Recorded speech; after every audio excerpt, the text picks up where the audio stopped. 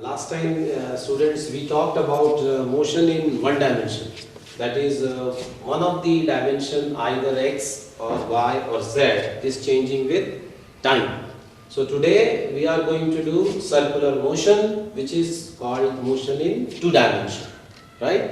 So projectile is also a motion in two dimension, where two coordinates are changing with time. One is either the x coordinate or the y coordinate changes with time. Now what is circular motion? Circular motion means it is a motion of a body or a particle with fixed center and constant radius. Now as the particle, suppose we have a particle P here, as the particle rotates, so it not only sweeps an angle theta, but it also covers an arc length S. So there are two things. It is sweeping theta as well as it is covering an arc length S. That means we talk of two velocities. That is, one is the tangential velocity V, that is how fast the particle changes its position, and the other one is angular velocity omega, how fast the particle changes its angular position. So there are two velocities. Both are vectors. This is a polar vector and this is an axial vector. Is it okay? So now we will talk of what is called a uniform circular motion. This is a special case of circular motion. Okay? So what is uniform circular motion? In a uniform circular motion, the speed remains constant.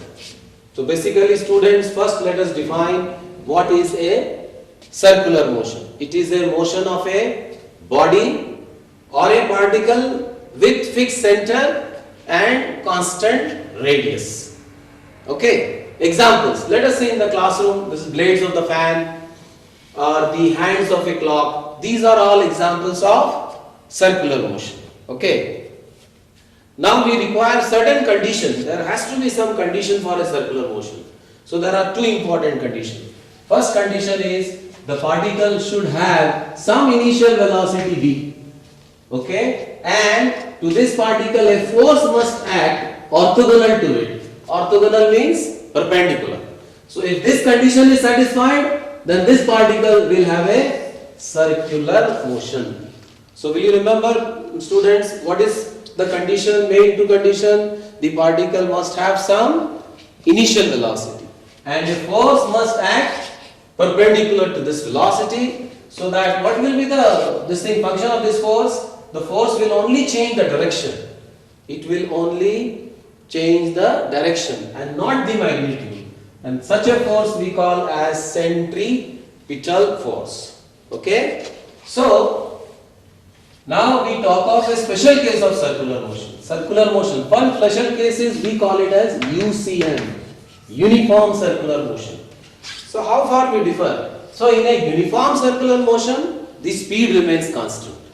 The speed remains constant, or the magnitude of velocity remains constant. We call that as uniform circular motion. I draw it in the figure here, see.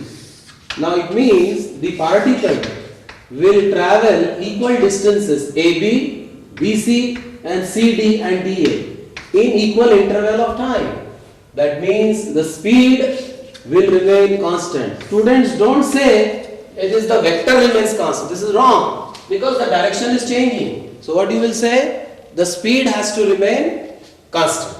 Then such a motion will be called as uniform circular motion. So what will be the definition of UCM now? It is a motion of a body along the circumference of a circle with constant speed. That will be termed as uniform circular motion.